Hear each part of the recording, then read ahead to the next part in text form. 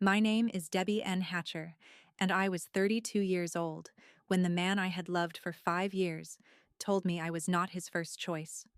Only the reliable woman he kept around, because I made his life easier. Marcus Hale and I met at a barbecue hosted by mutual friends. He was outgoing, quick-witted, and determined to build a career in advertising. I worked in software development and preferred quieter things, organized plans, steady routines, and relationships that did not require guessing games. Somehow, we fit. Within a year, we were sharing a downtown apartment. Marcus brought energy into my predictable world, while I gave him the stability he claimed he had always wanted. When his advertising agency downsized 2 years into our relationship, I covered the rent and household expenses without hesitation. "We're a team," I told him. Marcus cried against my shoulder that night. "You're my rock, Debbie. I don't deserve you." I believed supporting him through hardship was part of building a future together. When I received a promotion offer requiring relocation to another state, Marcus had just started a promising new job. He said moving would destroy everything he had worked for. So I declined the promotion. I imagined marriage, children, and a life where sacrifices would eventually balance themselves. They never did. The first real cracks appeared when Marcus began mentioning his college ex-girlfriend, Victoria Lane. Victoria was charismatic, impulsive, and famous in Marcus's stories for spontaneous road trips and reckless adventures. She had also cheated on him during college and left him devastated. Still, he spoke about her with a strange warmth. "Victoria would love this movie," he said during one of our quiet nights at home. "She was always willing to try something exciting." "We could take a spontaneous trip," I suggested. Marcus gave me a faint smile. "You would make a spreadsheet before we reached the airport." It sounded playful, but something underneath it stung. Soon, Victoria's name appeared more often. Marcus began staying late after work. His phone vibrated at odd hours, and he turned the screen away whenever I entered the room. One evening, he came home carrying the faint scent of perfume. It was floral and expensive. Not mine. "Who were you with?" His expression hardened. "Coworkers." "That perfume came from a coworker?" "You're being paranoid." "I'm asking a question." "Not everyone's life is as predictable as yours, Debbie." The accusation made me doubt myself. Was I becoming insecure? Was I too safe? Too serious? Too ordinary? Instead of confronting him harder, I tried giving more. I planned dates, suggested vacations, and made an effort to be spontaneous.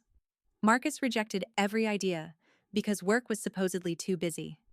The distance between us continued widening. Then came the Friday night argument. We were supposed to have dinner at our favorite restaurant. Marcus arrived home almost 2 hours late, smiling at something on his phone. "Who keeps messaging you?" He slipped the phone into his pocket. "No one." "Marcus, I can see something is wrong." He sighed dramatically. "You always need to know where I am and what I'm doing. We've been together for 5 years. Wanting honesty is not entitlement." His eyes narrowed. "You act like being dependable means I owe you all my time." My chest tightened. "That's not what I said." Marcus crossed his arms and gave me a cold, confident smile. "Don't forget you're not my first choice. You're just the reliable one." The room seemed to shrink. "What does that mean?" "It means Victoria was passion, fire. She made me feel alive." "And I don't?" "You're the woman who pays bills and never complains. Safe, predictable." He shrugged. "But it works for now." For now. 5 years of love reduced to a temporary arrangement. I waited for an apology. None came. Instead, Marcus added, "You should be grateful I stayed after everything Victoria and I had." Something inside me went completely still. "Okay," I said. Marcus blinked. "Okay?" "Yes." That single word ended the argument. He smirked, believing I had surrendered like every other time. Marcus grabbed his jacket and announced that he needed air. The door slammed behind him. That night, I did not sleep. His words confirmed every suspicion I had tried to silence. Victoria was back in his life. Whether the affair was emotional or physical no longer mattered. Marcus had already decided my loyalty made me replaceable. Over the next 3 days, I behaved normally. Saturday, I found a small studio across town. Sunday, I packed my clothing, laptop, documents, and books while Marcus was distracted. Monday morning, he kissed my cheek before leaving for work. "See you tonight." I waited until his car disappeared. Then I loaded my belongings and placed my key on the kitchen counter. Beside it, I left one note. "Now, you are not my first choice either. Or my second." I walked out without calling, crying, or looking back. Marcus believed I would always remain his reliable option. By the time he returned from work, he was going to learn that reliability had limits. Marcus returned from work shortly after 6. By then, I was sitting inside my new studio, with 2 unopened boxes beside me and my phone face down on the floor. The first call came at 6:17. The second came less than a minute later. Then the messages began. "Debbie, where are you? Why is your stuff gone? What is this note supposed to mean?" By 7, his confusion had turned into anger. "This is childish. You cannot disappear after one argument. Come home so we can talk like adults." I read every message and answered none. Marcus had spent years teaching me that my discomfort was negotiable. My concerns could always wait until he was ready to discuss them. For once, he would wait. Around 9, he left a voicemail. "Debbie, I know I said something harsh, but you pushed me." I was angry. You cannot throw away 5 years because of one sentence. One sentence. As though those words had not exposed the truth beneath every late night, comparison, and hidden message. I switched off my phone. The studio was barely furnished. A mattress rested against one wall, and the refrigerator hummed loudly in the tiny kitchen. But when I locked the door, I felt safer than I had in months. The following morning, Marcus called from a different number. I answered only because I wanted the practical details settled. "Finally," he said. "Where are you?" "That is not your concern." He laughed sharply. "You are seriously doing this?" "Yes." "You overreacted. You told me I was not your first choice." I was angry. "You said Victoria was passion and I was useful." "That is not exactly what I meant." "What did you mean?" Silence. Then he changed tactics. "Come back. We can work through this." "Is Victoria still in your life?" "She is a friend. A friend you compared me to during a fight." "You are being insecure." The old accusation no longer worked. "I am ending the lease arrangement and transferring my portion of the utilities. Your expenses are yours now." His voice rose. "You cannot leave me with everything. I covered everything when you were unemployed. That was different. It always is when you benefit." Marcus exhaled hard. "So that is it? After everything I gave you?" I almost asked what he believed he had given. Instead, I said, "Yes." He hung up. The next few weeks were harder than the exit. Leaving had required adrenaline. Staying gone required discipline. I went to work, answered messages, and pretended I was not replaying 5 years of memories every night. The good moments hurt most. Marcus crying in my arms after losing his job. The concert where he held my hand through every song. The apartment balcony, where we once planned imaginary names for children we thought we would have. I kept wondering whether those moments were lies. Eventually, my therapist helped me understand they did not have to be. "Someone can love what you provide and still fail to love you properly," she said. That truth hurt more than calling everything fake. Marcus had probably cared for me. He had simply cared more about what I made possible. I began rebuilding in small ways. Morning runs, guitar lessons from online videos, dinner with friends I had neglected because Marcus always found a reason not to join them. I accepted freelance development work and used the extra income to move from the bare studio into a proper one-bedroom apartment. For the first time in years, my choices did not require anyone else's approval. Meanwhile, Marcus's messages became less frequent. Then photographs of him and Victoria began appearing online. Road trips, concerts, captions about finally choosing passion. Mutual friends told me he had moved into her apartment. He looked happy. For a while, that hurt. Then the cracks appeared. Victoria controlled the money, the schedule, and the people Marcus was allowed to see. She monitored his phone while continuing to speak privately with her former boyfriend. Marcus's work performance declined. He missed deadlines and lost an important advertising account after bringing personal drama into a client meeting. Then he caught Victoria with her ex-boyfriend in their apartment. The breakup became public and vicious. She accused him of being needy and predictable. He accused her of using him. Victoria kept the apartment because the lease was hers. Marcus lost his job several weeks later. His friends stopped inviting him out once his problems required more than sympathy. He moved back in with his parents. I heard everything through people who thought I needed to know. I did not. By then, I had been promoted to senior developer and started seeing someone named Nathan Cole. Nathan was quiet, patient, and emotionally direct. He never treated my reliability as something embarrassing. When I mentioned an upcoming work trip, he smiled. "You should go. It sounds important." No guilt, no fear that my growth would leave him behind. 2 months after Marcus's life with Victoria collapsed, I received a message from an unknown number. "Debbie, it is Marcus. Victoria was a mistake. You were right about everything. Can we meet?" I stared at the screen. For 5 years, Marcus had expected me to remain exactly where he left me, reliable, available, waiting. He was about to discover that I had not only moved out of the apartment, I had moved beyond him. I did not answer Marcus's message. A day later, another one appeared. "I know I hurt you." Then, "I just want to explain." By the end of the week, the messages had become more emotional. "Victoria used me. She cheated. I lost everything. You were the only person who ever truly cared about me." That sentence would have broken me once. Now, it irritated me. Marcus still spoke about my value in terms of what I had done for him: covered rent, solved problems, stayed calm, picked up the pieces. He did not say he missed my laugh, my opinions, or the life I wanted for myself. He missed the services I provided. I ignored him.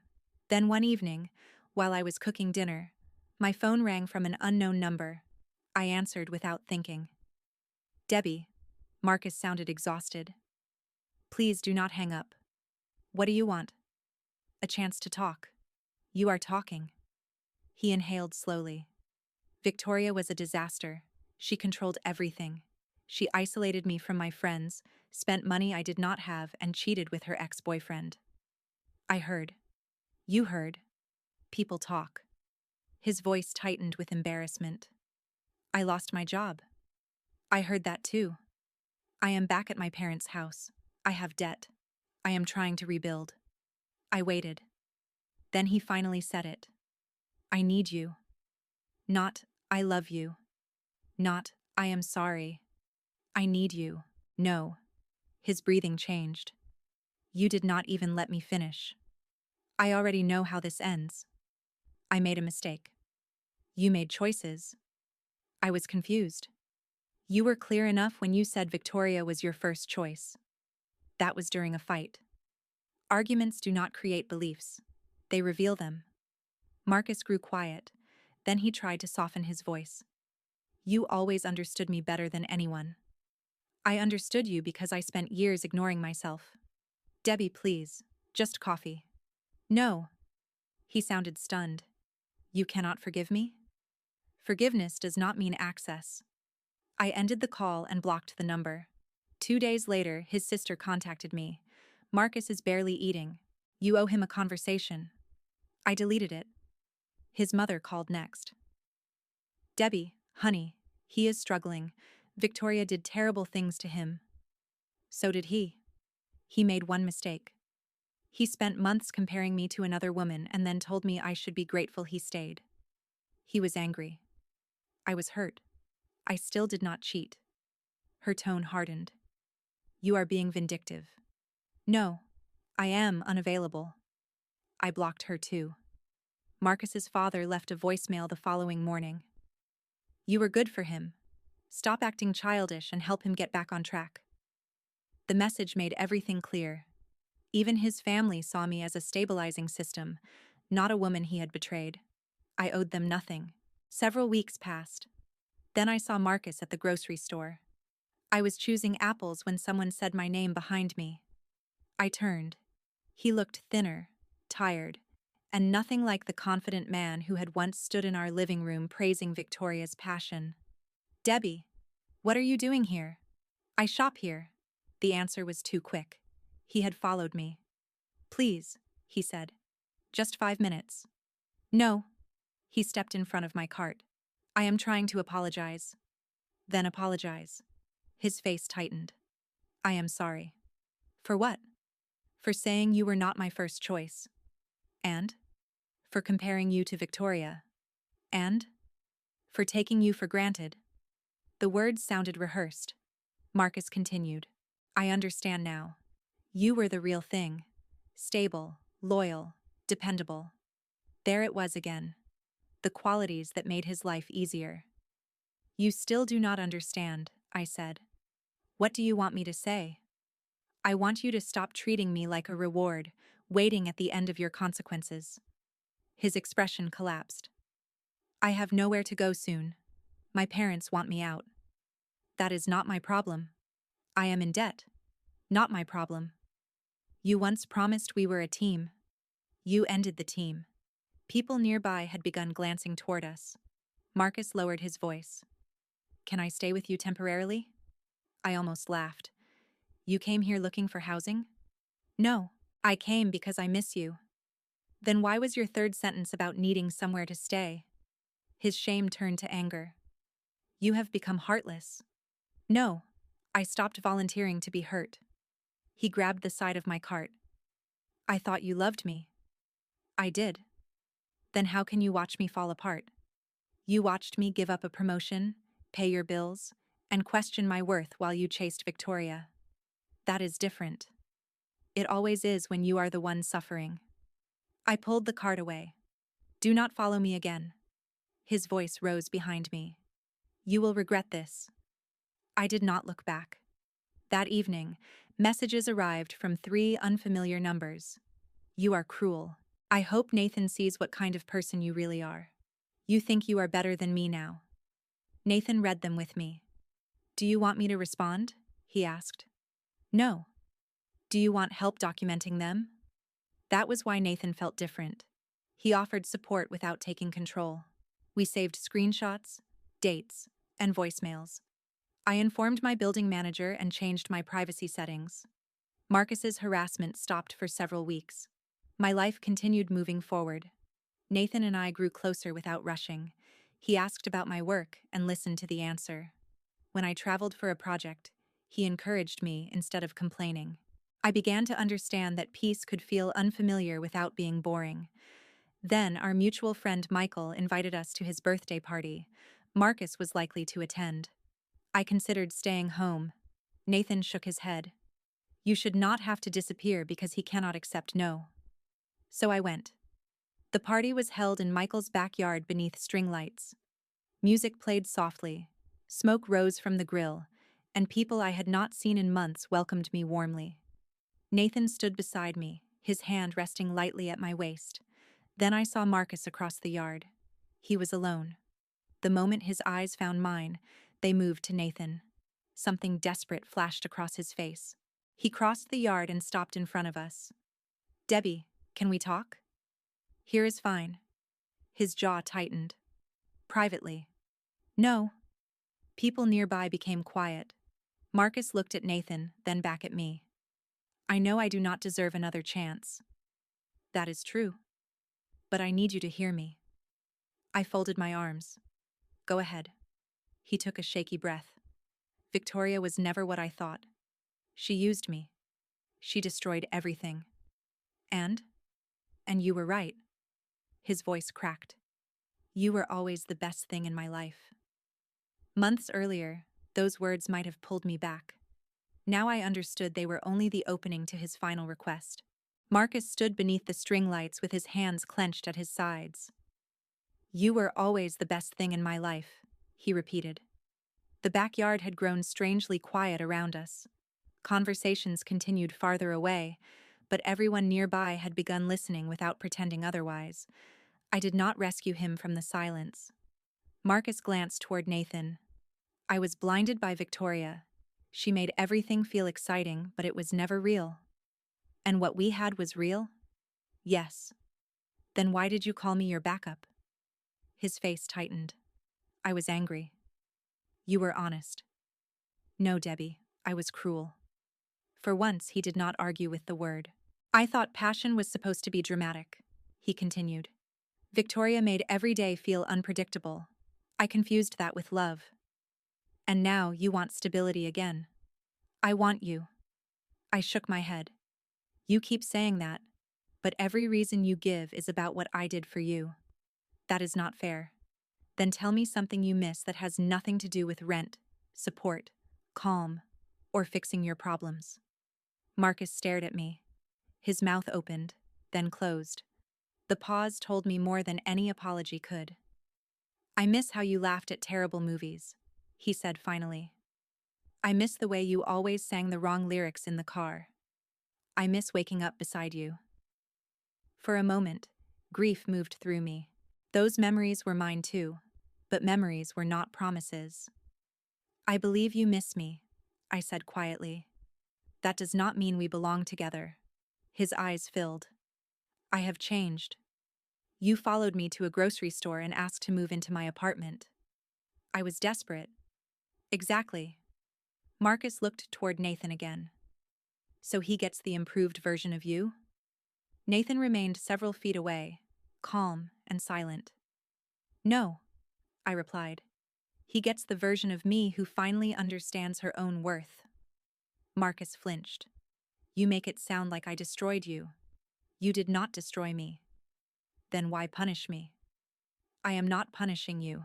I am refusing to return. His frustration returned. After 5 years, you owe me more than that. There it was. The entitlement beneath the remorse. I owe you nothing. Marcus's expression hardened. You think Nathan is better than me? This is not about him. It is obviously about him. No. Nathan did not end our relationship. Victoria did not end it either. I stepped closer. You ended it when you told me I should be grateful you stayed while wishing I were someone else. He looked down. I did not think you would actually leave. I know. That was the deepest truth between us.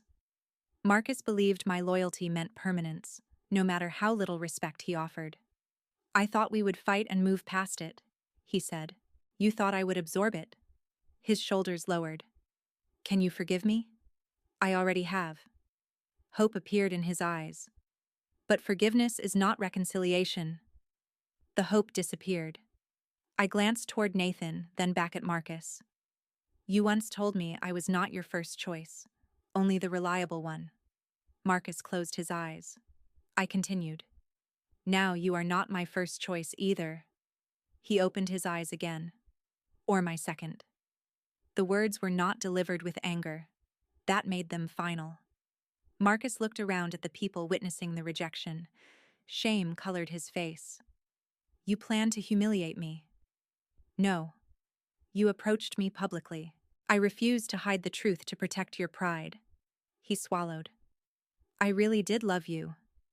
I know. That seemed to surprise him. But love without respect becomes something people use to excuse harm. For several seconds, neither of us spoke. Then Marcus nodded. A small, defeated movement. I am sorry, Debbie. This time, he did not ask for anything afterward. I hope you become someone who means that, I said. He turned and walked toward the gate. No final insult, no threat, just the sound of it closing behind him. Nathan approached slowly. Are you all right? I released a breath I had not realized I was holding. Yes. Do you want to leave? I looked around at Michael's backyard. Friends were laughing again. Music drifted beneath the trees, and the night remained warm and open. No, I said. I spent too long leaving places because someone else made me uncomfortable. Nathan smiled and held out his hand. We joined the others. Nothing dramatic happened after that. Marcus stopped contacting me. I heard he found another job, entered therapy, and started paying down his debt. I hoped it was true. Not because I wanted him back, because change mattered even when it came too late to repair what had been broken. Nathan and I continued building our relationship slowly. When I received another promotion opportunity involving regular travel, he celebrated before asking how we would manage the schedule. There was no demand that I sacrifice, only a conversation between equals. I once believed being dependable made me easy to overlook. Marcus taught me the opposite. Reliability was valuable, loyalty was powerful, but neither should be given to someone who treats devotion like guaranteed access. I did not win because Marcus lost Victoria, his job, or his apartment. I won because when he returned expecting his backup to be waiting, he found a woman who had finally chosen herself.